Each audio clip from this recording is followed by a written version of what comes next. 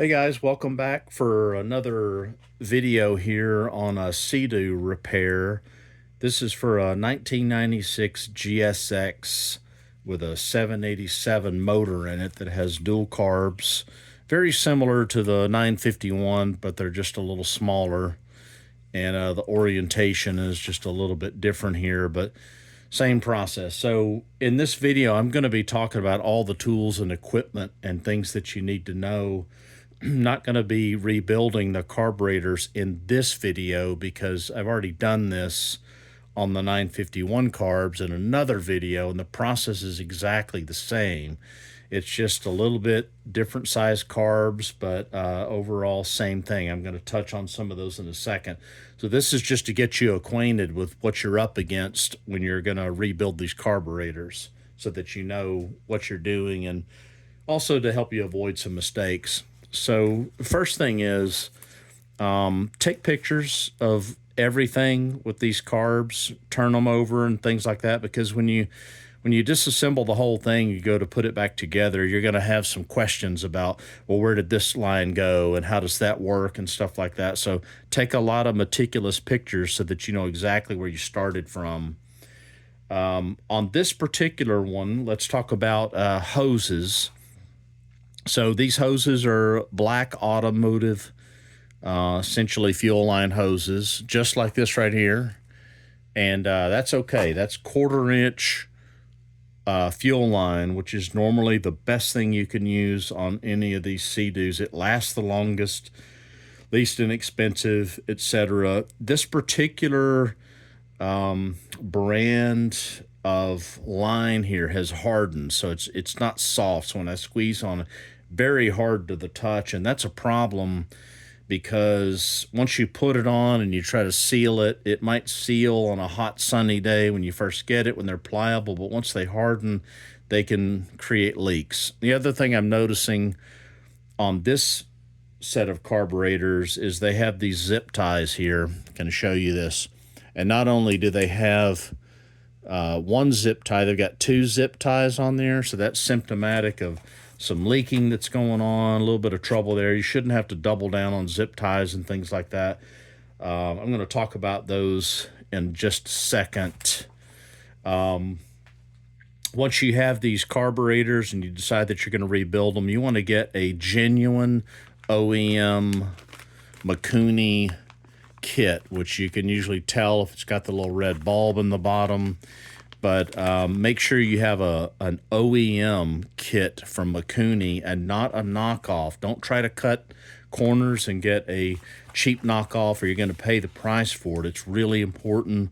I get all of this kind of stuff from OSD Marines, a highly trusted source with a lot of experts in our group. Very, very highly recommended. The guy that runs that company has been doing it for many, many years. He's very opinionated about what he puts into these kits. He knows them inside and out. His hand is on just about everything. So highly trusted and respected source. So what else? When we talk about the kind of equipment that you're going to need, over here, you're going to need a impact driver or a JIT tip.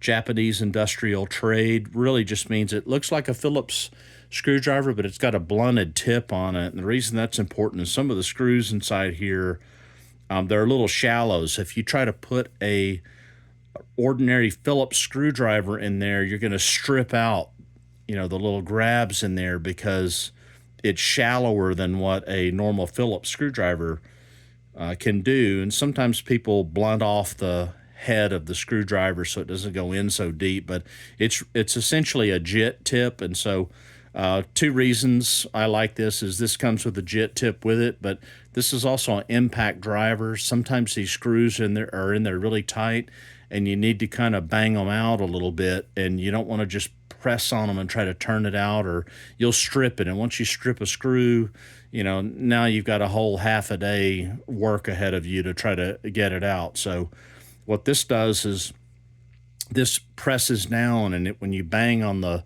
bottom of it with a very small hammer or a mallet, It basically pushes down and rotates at the same time. It's an impact driver that turns just a little bit in whichever direction you want it, and it's perfect for breaking loose those screws. So keep that in mind. Other thing I do is sometimes you might have to make a little special screwdriver to get certain things out, like the jets. In this case, I think I use this one for the low speed jet to take that out. And then you've got some picks, things like that. You know, sometimes you might have to get down in there and pick little things out where you need a real tiny, tiny thing to do that with. Ordinary flat razor blade, and that's important for when you take these carburetors apart. There's going to be little pieces of gaskets and things left on the surfaces, and if you take a razor blade and gently clean those off and get all those surfaces perfectly clean, that's what you want to do. And then in terms of hoses, so this is a little controversial and things like that, and people have different opinions on it. So the best thing to always use is this is just automotive fuel line that you can get off of Amazon pretty inexpensively, 1/4 inch in this case. 951s take a bigger 5/16 larger diameter, but this one's 1/4 inch all the way through. That is your go-to. That's what you can do. I happen to like fast fuel, and comes in a couple of different colors. It's see-through.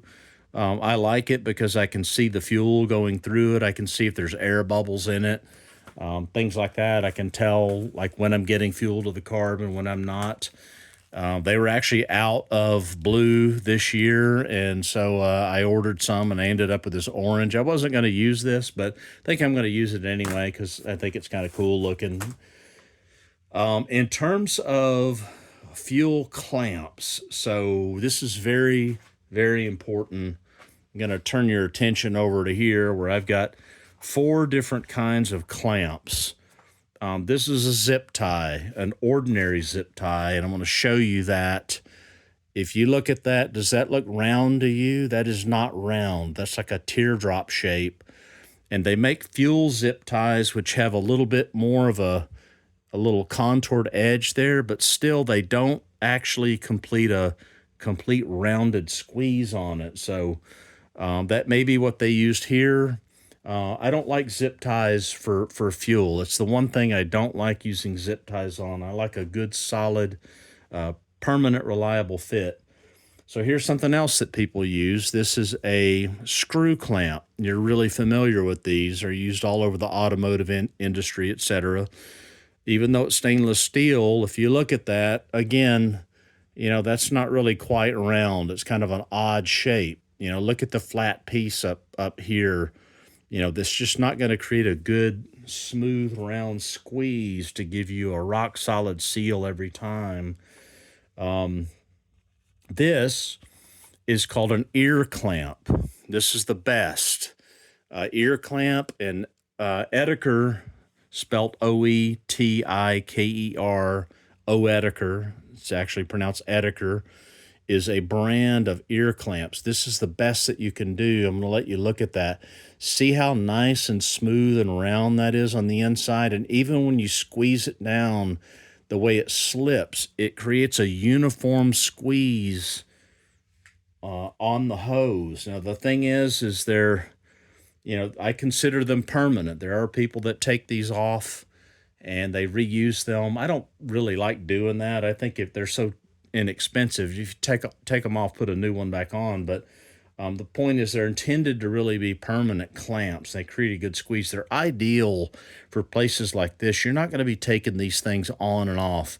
Once you put them on there, they're going to stay on there until you take the whole thing off and rebuild the carbs or do something like that. So this is what I recommend putting on these, and this is what I'm going to use for these. Now, there's a couple of places where your fuel line connects to the carbs. So, for example, on these, this is where the input fuel from well, it's actually the fuel selector by way of the filter, but this is the input fuel to the carbs comes in here.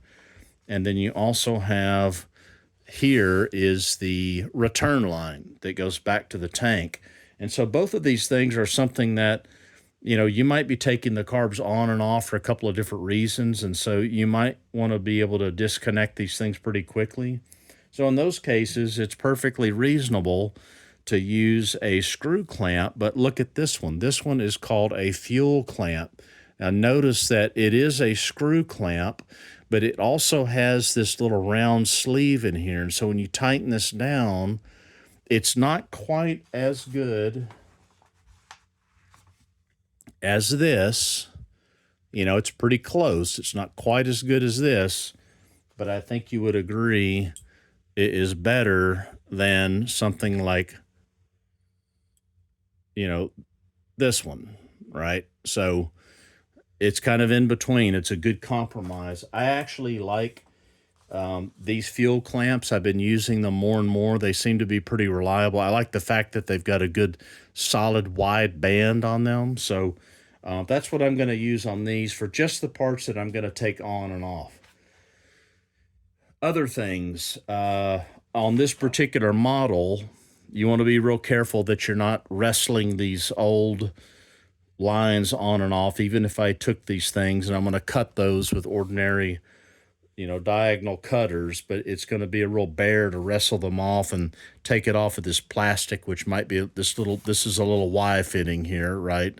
Kind of special for this ski, but I don't want to break that. And so, because I know these things are hardened, take a heat gun and heat up the rubber ends on this stuff, and it'll make it a lot easier to take those apart, and you won't be risking breaking any of those and creating more work than you need to. What else here? Pop-off pressure thing. You can buy a pop-off pressure tester. All it is a pump connected to a gauge with some hoses and things like that. I made my own. To be honest with you, it's probably about the same cost to just buy a dedicated one, but I got a really good gauge here that I trust. This is right here is a one-way valve, so it holds pressure. And then I have that connected to an ordinary, what you call a sports equipment pump or a bicycle pump. What does it say? Championship pump, Spalding championship pump. But I just put a little metal fitting on that, and then I can pump this thing up and connect it to the carburetor. And what you're looking for is the correct pop-off pressure. So that brings up a whole other topic. Is you want to get a hold of the SeaDoo carb chart, which is online. Just Google for what I just said, SeaDoo carb chart. There's only one of those. And you'll see, look up your year and model of your ski, and you're going to see the pop-off pressure for your carburetors. And you can look at my other videos of how you do that. But once you have it apart, you basically pump it up, and you're looking for that needle and seat to pop open at a certain PSI. Really, really important that you know that works. So you need something like this to do it. Now I'm going to tell you, if you, there's different opinions on what I just said, because some of us believe that you always need to test everything before you put it back together.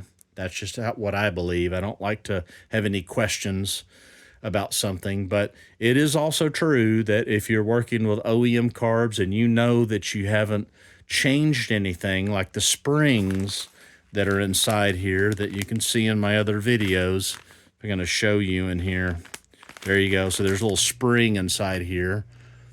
That is a needle and seat lever spring.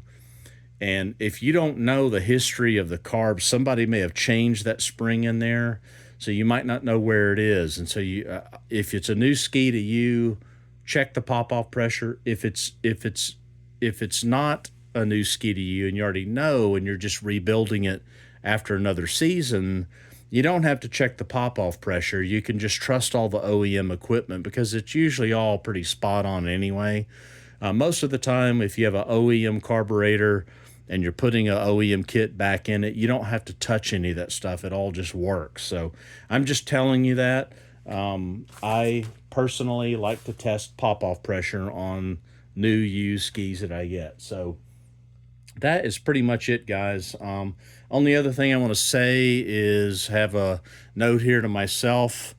couple of them right up here so I don't forget, is if you have an ultrasonic cleaner, or you can get to one of those, when you take these apart, if you can put those in an ultrasonic cleaner, it's far better than trying to clean them out with compressed air and carb cleaner and things like that. I've done it with compressed air and carb cleaner, and I've never had any problem. I've always been happy with that.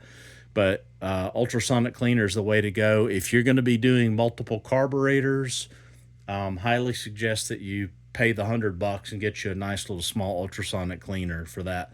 Other thing is, my friend and colleague has a website and channel called Two Smoke Carb Rebuilding. He's excellent at carburetors of all different types for two strokes, both Kawasaki, SeaDoo, and other things. I consult him a lot with questions. I actually did tonight, had a couple of questions tonight on what I'm working on here, but check out his video. He's got some good stuff for you, and you can actually send him your carburetors and he will rebuild them for you, and he will do a good job. So hope all this helps you. And again, like I said, not going to rebuild the carburetors here. I've got another video on rebuilding carburetors. Two Smoke Carb Rebuilding has those. It's all pretty much the same process. But good luck with your carb rebuild. Leave any questions or comments, and I'll respond. And good luck with your project. Till next time, see ya.